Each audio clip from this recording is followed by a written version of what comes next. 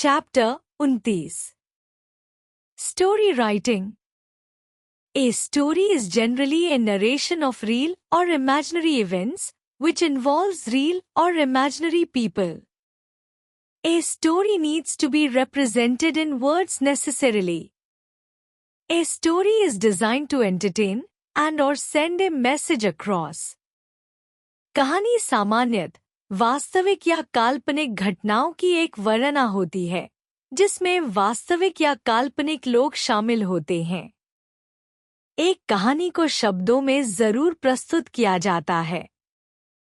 एक कहानी का उद्देश्य मनोरंजन करना और या संदेश पहुंचाना होता है। यह वाक्य यह बताता है कि कहानी वास्तविक या काल्पनिक घटनाओं की होती है, जिसमें पात्र होते हैं, और इसका उद्देश्य मनोरंजन करना या संदेश देना होता है। While there is no such format for story writing, there are a few basic points one can follow. हालांकि कहानी लेखन के लिए कोई निश्चित प्रारूप नहीं होता, लेकिन कुछ बुनियादी बिंदु होते हैं जिन्हें एक लेखक अनुसरण कर सकता है। यह वाक्य यह स्पष्ट करता है कि कहानी लेखन के लिए कोई तय प्रारूप नहीं है, लेकिन कुछ सामान्य बिंदु हैं जो मदद कर सकते हैं। To write the story, follow the given outline carefully. Do not omit any point.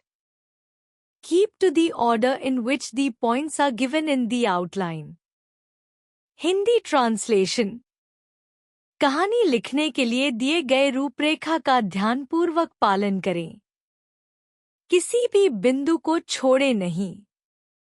रूपरेखा में दिए गए बिंदुओं के क्रम का पालन करें। यह वाक्य यह बताता है कि कहानी लिखने से पहले दिए गए बिंदुओं और रूपरेखा का पालन करना चाहिए और कोई भी बिंदु छोड़ना नहीं चाहिए। Though you must use your imagination in filling the details of action, gesture and conversation that should connect one point with the next. Though आपको क्रिया, इशारे और बातचीत के विवरणों को भरने में अपनी कल्पना का उपयोग करना चाहिए, जो एक बिंदु को अगले बिंदु से जोड़ते हैं। यह पंक्ति बताती है कि लेखक को कहानी के विवरण में अपनी कल्पना का उपयोग करना चाहिए ताकि प्रत्येक बिंदु एक दूसरे से संबंधित हो। If you are asked to supply a heading or title to the paragraph or story, you may choose the main character, object or incident of the story or a proverb or well-known quotation that suits the story. 3. यदि आपसे paragraph या कहानी का शीर्षक देने के लिए कहा जाए, तो आप कहानी के मुख्य पात्र, वस्तु या घटना का चयन कर सकते हैं, या एक ऐसा प्रसिद्ध उक्ति या कहावत चुन सकते हैं जो कहानी से मेल खाता हो। यह पंक्ति यह बताती है कि यदि किसी कहानी या पैराग्राफ का शीर्षक देने को कहा जाए, तो आपको मुख्य पात्र, घटना या प्रसिद्ध कहावत का उपयोग करना चाहिए जो कहानी से संबंधित हो। See that your composition is grammatically correct and in good simple English. 4. यह सुनिश्चित करें कि आपकी रचना व्याकरणिक रूप से सही हो और सरल और अच्छा अंग्रेजी में हो। यह पंक्ति यह सुनिश्चित करने के लिए कहती है कि लेखक की रचना सही व्याकरण और सरल अंग्रेजी में हो।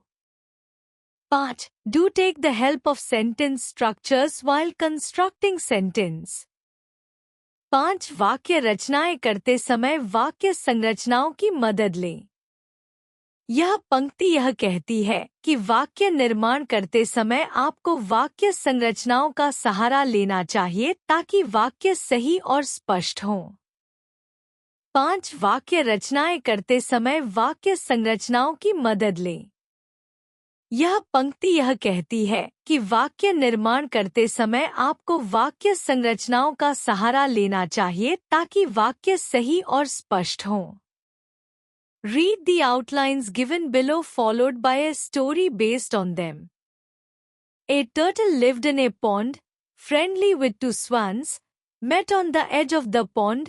One year, no rains, pond began to dry. The swans, worried for tortoise, made a plan, Swans held the two ends of a stick. Tortoise would hang on.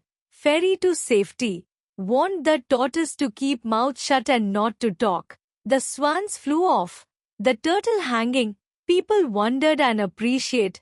The turtle was excited, wanted to respond to the people, opened his mouth, fell to the ground, died at once. The Swans and the Turtle. Once upon a time in a distant village, there were two swans. They lived at the edge of the pond with their friend, Turtle. Unfortunately, the village didn't receive rain that year. The water in the pond began to dry up. The swans got worried about their friend as it lived in water. The swans made a plan to save their friend. On a bright sunny day, the swans instructed the turtle to hold the middle of the stick firmly and they would hold the end of the stick. They warned the turtle not to open its mouth during their flight. After giving these instructions, the swans set off for their flight. हंस और कछुआ। एक समय की बात है, एक दूर गांव में दो हंस रहते थे। वे अपने दोस्त कछुए के साथ तालाब के किनारे रहते थे। दुर्भाग्यवश उस साल गांव में बारिश नहीं हुई। तालाब का पानी सूखने लगा। हंस अपने दोस्त के बारे में चिंतित हो गए क्योंकि कछुआ पानी में रहता था। हंसों ने अपने दोस्त को बचाने के लिए एक योजना बनाई। एक दिन धूप में हंसों ने कछुए से कहा कि वह छड़ी के बीच को मजबूती से पकड़े और वे उसकी दोनों छोरों को पकड़ेंगे। उन्होंने कछुए से कहा कि उड़ान के दौरान अपना मुंह बंद रखना। इन निर्देशों को देने के बाद हंस उड़ने के लिए तैयार हो गए। इस कहानी में दो हंस और उनका कछुआ दोस्त हैं जो एक सूखते हुए तालाब के किनारे रहते हैं। हंस कछुए के बारे में चिंतित होते हैं क्योंकि तालाब का पानी सूख रहा है और कछुआ पानी में रहता है। इसलिए हंस अपने दोस्त को बचाने के लिए एक योजना बनाते हैं जिसमें वे उसे उड़ाकर सुरक्षित स्थान पर ले जाने का निर्णय लेते हैं। वे कछुए से कहते हैं कि वह उड़ान के दौरान अपना मुंह न खोले ताकि वह गिर न जाए।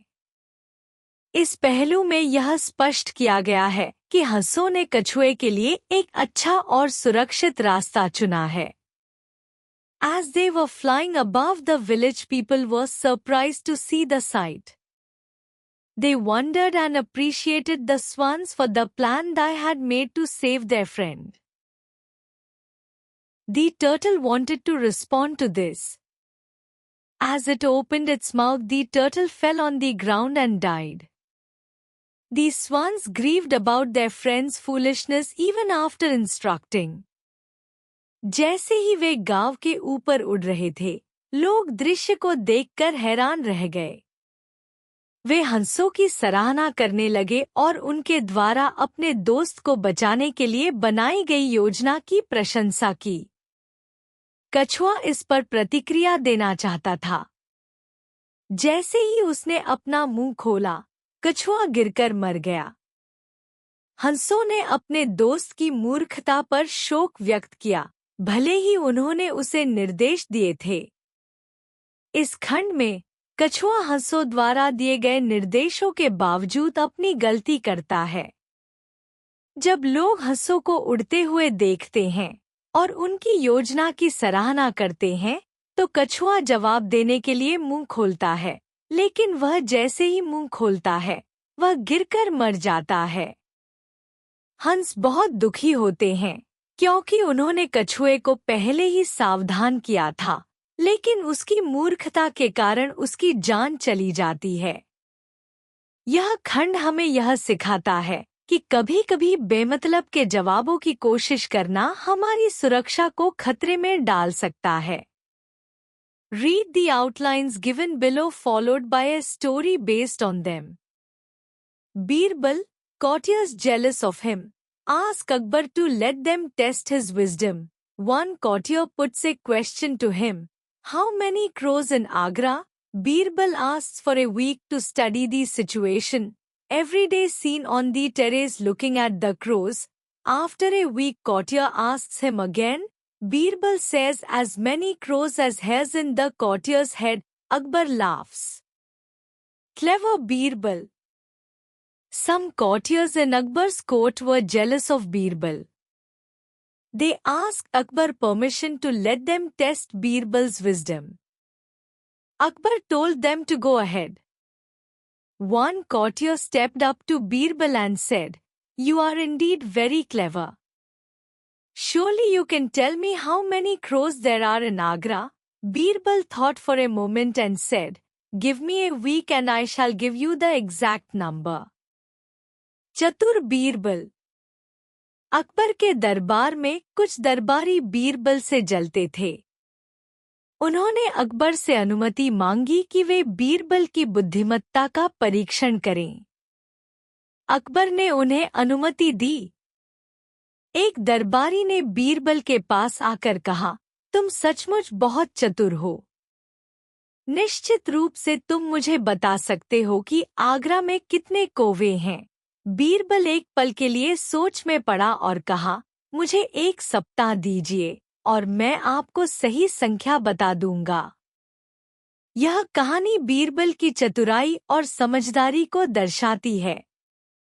दरबारियों ने बीरबल से जलकर उसकी बुद्धिमत्ता का परीक्षण करने का निश्चय किया। एक दरबारी ने बीरबल से आगरा में कितने कौवे हैं, इसका सवाल पूछा। बीरबल ने बिना घबराए 1 सप्ताह का समय मांगा, जिससे दरबारी यह सोचने लगे कि बीरबल सचमुच कितने चतुर हैं, जो इस सवाल का सही जवाब देने के लिए समय मांग रहे हैं। बीरबल की यह चतुराई हमें यह सिखाती है कि किसी भी स्थिति का सही तरीके से सामना करने के लिए धैर्य और समझदारी की जरूरत होती है। From that day onwards, Birbal was often seen on the terrace staring out across at the crows that flew by or were perched on various places. A week passed and court's meeting was called once again. The courtier stepped up to Birbal and put the same question to him again. Birbal answered to him, "Could you tell me that how many hairs there are on your head?" He said, "Obviously not. How can we count a hair?" "I am sorry, then," said Birbal. "For that is exactly how many crows there in Agra," he added. Akbar and all the courtiers had a hearty laugh at this. उस दिन के बाद से बीरबल को अक्सर छत पर देखा जाता था, जहां वह कौवों को घूरते हुए देखता था, जो उड़ते या विभिन्न स्थानों पर बैठे होते थे। 1 सप्ताह बीत गया और दरबार की बैठक फिर से बुलाई गई। दरबारी बीरबल के पास आया और फिर से वही सवाल पूछा। बीरबल ने उससे कहा, "क्या आप मुझे यह बता सकते हैं कि आपके सिर पर कितने बाल हैं?" उसने कहा, "बिल्कुल नहीं। हम अपने बालों की गिनती कैसे कर सकते हैं?" "फिर मुझे खेद है," बीरबल ने कहा, "क्योंकि आगरा में ठीक उतने ही कौवे हैं।" यह सुनकर अकबर और सभी दरबारी जोर से हंसी में फूट पड़े। यह कहानी बीरबल की चतुराई और सूझबूझ को प्रदर्शित करती है। जब दरबारी ने बीरबल से आगरा में कितने कौवे हैं, इसका सवाल फिर से पूछा, तो बीरबल ने उसे जवाब देने से पहले यह सवाल किया कि वह अपने सिर पर बालों की गिनती कैसे कर सकता है। इस सवाल से दरबारी समझ गए कि ठीक उसी तरह कौवों की संख्या का अनुमान लगाना कठिन है। बीरबल ने यह जवाब देकर दरबारी की उम्मीदों पर पानी फेर दिया और इस तरह सबको हंसी का एक मौका दिया। इस कहानी से यह सीखने को मिलता है कि कभी-कभी अपने सवालों और जवाबों को सही तरीके से पेश करना बहुत महत्वपूर्ण होता है। निष्कर्ष: इस पाठ में कहानी लेखन के महत्वपूर्ण सिद्धांतों और विधियों को स्पष्ट रूप से प्रस्तुत किया गया है। कहानी वास्तविक या काल्पनिक घटनाओं का वर्णन होती है जिसमें वास्तविक या काल्पनिक पात्र शामिल होते हैं। कहानी को शब्दों में व्यक्त करना अनिवार्य है और इसका मुख्य उद्देश्य मनोरंजन करना या कोई संदेश देना होता है। आउटलाइन का पालन। कहानी लिखते समय दी गई रूपरेखा का ध्यानपूर्वक पालन करना चाहिए और किसी भी बिंदु को छोड़ना नहीं चाहिए। यह कहानी को संरचित और क्रमबद्ध बनाने में मदद करता है। कल्पना का उपयोग। क्रिया, हाव भाव और संवाद में विस्तार भरने के लिए अपनी कल्पना का प्रयोग करना आवश्यक है। इससे कहानी अधिक जीवंत और आकर्षक बनती है। शीर्षक का चयन। यदि कहानी के लिए शीर्षक चुनना हो तो मुख्य पात्र, वस्तु, घटना या किसी कहावत या प्रसिद्ध उद्धरण का चयन किया जा सकता है जो कहानी के अनुरूप हो। व्याकरणिक संहिता। कहानी को व्याकरणिक रूप से सही और सरल अंग्रेजी में लिखना चाहिए ताकि पाठक आसानी से समझ सकें और आनंद ले सकें। वाक्य संरचना का सहारा लेना। वाक्य निर्माण में उचित संरचना का उपयोग करना चाहिए ताकि कहानी का प्रवाह सुगम रहे और विचार स्पष्ट रूप से प्रकट हों। कछुआ और हंसों की कहानी। इस कहानी में दिखाया गया है कि कैसे हंसों ने कछुआ को बचाने के लिए एक योजना बनाई, लेकिन कछुए की मूर्खता ने उसकी जान ले ली। बीरबल और अकबर की चतुराई की कहानी। इस कहानी में बीरबल ने अकबर की दरबारियों की चतुराई को मात देकर अपनी बुद्धिमत्ता का प्रदर्शन किया।